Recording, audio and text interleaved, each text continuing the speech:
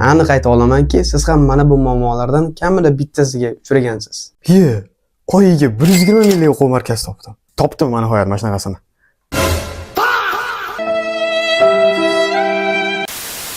To'xta, o'zi qayerda edi o'quv markaz?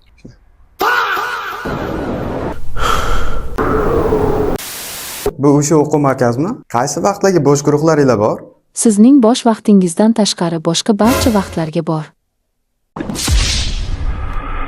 Lekin endi siz uydan chiqmagan holda o'zingizga mos narxga, mos vaqtga va kunga SAT, IELTS va deyarli barcha milliy sertifikatlarga mos ustoz topa olasiz desamchi. Shuning uchun men bugun sizlarga o'zim yaratgan yangi darsgo.uz platformasini ko'rsatib, undan qanday foydalanish kerakligini o'rgataman. Va boshlashimizdan oldin aytmoqchi bo'lgan narsam bu platformaga juda ham katta yangilik yaqinlashyapti xudo xolasa. Shuning uchun hozirdoq ro'yxatdan o'tib qo'ying. Aytaylik, men qanaqadir o'quvchiman va men o'zimga IELTS yoki milliy sertifikatga qanaqadir individual ustoz qidiryapman. Buning uchun men oldin darsgo.uz saytiga kiraman va ro'yxatdan o'taman va qisqagina so'rovnomani bajaraman. O'quvchilar uchun so'rovnom bunchalik ko'p emas. 3 ta 4 ta savol bor, bo'ldi. So'rovnomadan keyin bo'ldi. Ustoz tanlashga o'taversak ham bo'ladi. Ustoz topish bo'limiga o'tamiz va chekkada fan tanlash degan joy bor. U yerdan IELTS ni yoki qanaqadir milliy sertifikatni tanlaymiz. Aytaylik IELTS mayli. Endi IELTS ga mos ustozlar ro'yxati chiqdi. Endi ularni biz solishtirib chiqa olamiz. Hop, aytaylik, meni ko'zimga mana bu ustoz yaxshi ko'rindi. 9 yillik tajriba, 800 dan ortiq baland natijaga erishgan o'quvchilar, speaking 8, listening 8, Safersi 1. Tagida videosi ham bor ekan, hammasini tasdiqlaydigan. Darslar esa 80 ming, sinov darsi esa 40 ming. Sinov darsi degan narsa ham bor sayt. Hattoki chegirmali paketlar ham bor ekan. 5 ta dars 400 ming emas, 360 ming, ya'ni 10% ga kam. 10 ta dars esa 800 ming emas, 720 ming. 10% ga arzonroq. Xo'p, boshqa ustozlarni ham solishtirib ko'ramiz. Mana yana bitta ustoz. 11 yillik tajriba, IELTS 7, Safersi 1 va narxi esa 50 ming so'm. Sinov darsi esa 20 ming so'm. Yoki mana yana bitta ustoz. 3 yillik tajriba, IELTS 7,5, sertifikatlarni qo'yib qo'yganlar. Darslar esa 80 ming, sinov darsi esa 20 ming so'm. Va sizda u ustozlarga dars boshlanishidan oldin qanaqadir shaxsiy savollaringiz chiqib qolishi mumkin. Masalan, ustoz qanaqa metod bilan dars o'tadi? Uy ishi beradimi? Siz darajangizdagi o'quvchilarni o'qitganmi yoki aynan speakingni o'rgata oladimi yoki aynan reading o'rgata oladimi? Va darsdan oldin nimalarni tayyorlab qo'yishingiz kerakmi? Bunaqa savollaringizni berish uchun bizda xabar yuborish degan joy bor va u yerda hech qanaqa chegara yo'q. Xohlagan ustozingizga kirasiz va unga xabar yubora olasiz. Buning uchun oranglarda dars bo'lgan bo'lishi shart emas.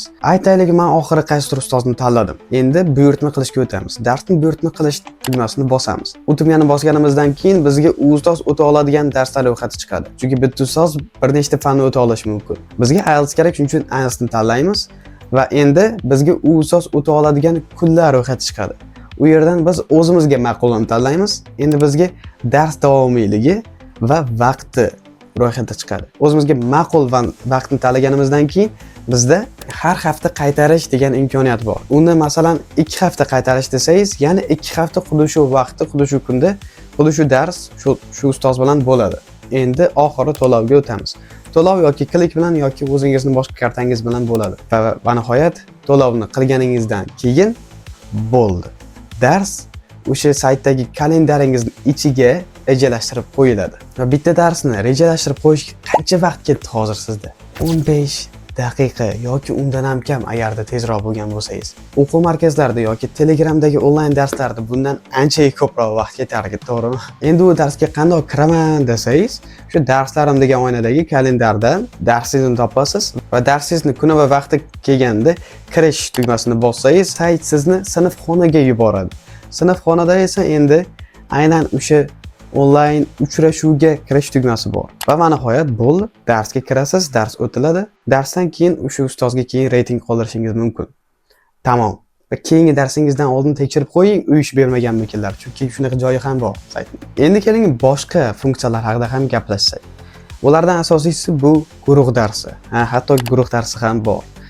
100% individual darsga sal uyatchanroq bo'lsangiz yoki boshqalar bilan muloqotlashib birga dars qilishni yaxshi ko'rsangiz, shunday guruh darsi ham bor va unga qo'shilishni logikasi individual dars bilan bir xil. Hop, individual darsmi, guruh darsmi u tugagandan keyin siz nimadir uni esingizdan chiqarib qo'ygan bo'lishingiz mumkin yoki qaytarmoqchi bo'lishingiz mumkin yoki yanada chuqurroq o'rganmoqchi bo'lishingiz mumkin dars haqida. Buning uchun o'sha darsni oldida AI izoh degan narsa bor.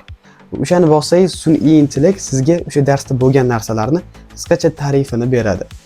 Va u ta'riflardan siz yana bir marta sun'iy intellektni ishlatib yangi so'zlarni flashkardlarga aylantirib qo'ysangiz bo'ladi. Va flashkardlar bu bizning keyingi funksiyamiz. Flashkardlarni ishlatishni menimcha hamma biladi. Oldin qanaqadir mavzu uchun bitta guruh ochib olasiz va u guruhning ichida keyin bitta-bittadan yangi so'zlar uchun, yangi terminlar uchun, ularni qaytarish uchun bittadan kartochkalarni yaratib chiqasiz va bilimingizni yanada mustahkamlaysiz. Keyingi zo'r funksiya esa bu maqsad qo'yish funksiyasi. Bu sizga maqsadlaringizni ko'zingiz bilan ko'ra olish uchun va ularni track qilish uchun yordam beradi. U yerga bir maqsad qo'yasiz va u maqsadga erishish uchun kerak bo'lgan qadamlarni ham yozib chiqasiz. Va bitta qadamni bajarsangiz, uni bajardim deb belgilab qo'yasiz va u sizga foiz bilan qanchasi bajarildi, qanchasi bajarilmadi ko'rsatadi. Va bu maqsadingizni orangizda darsingiz bo'lgan ustozingiz ko'ra oladi va o'zi o'zgartira oladi. Ya'ni u sizga yangi maqsadlarni yoki bor maqsadlaringizga yangi qadamlarni qo'sha oladi. Keyingi juda ham zo'r funksiya esa bu DTM mock testlari. U yerga kirsangiz siz bittada 3 ta fanni tanlay olasiz va har bir fandan nechtadan savollar bo'lish kerakligini tanlaganingizdan keyin test boshlanadi. Testdagi savollar esa rostakam DTM savollari. Ularni timer ostida bajarganingizdan keyin sizga rezultatingizni ko'rsatadi. Hamma rezultatlaringiz esa saqlanib turadi va u yerning o'zida ham progress degan joyi bor. Va shu joyda agarda siz ustoz bo'lmoqchi bo'lsangiz, bu siz uchun ham juda ham zo'r imkoniyat. Chunki bu platformada ustoz sifatida ishlash uchun sizdan talab qilinadigan narsalar bu faqat sertifikat va ta'lim bera olish qobiliyati. Masalan, men ustoz bo'lmoqchiman deylik. Buning uchun men o'sha ro'yxat ustoz sifatida ro'yxatdan o'taman va so'rovnomani to'ldirib chiqaman. U so'rovnomani to'ldirganimdan keyin o'sha profilim yaxshigina chiroylilashgan bo'lib qoladi.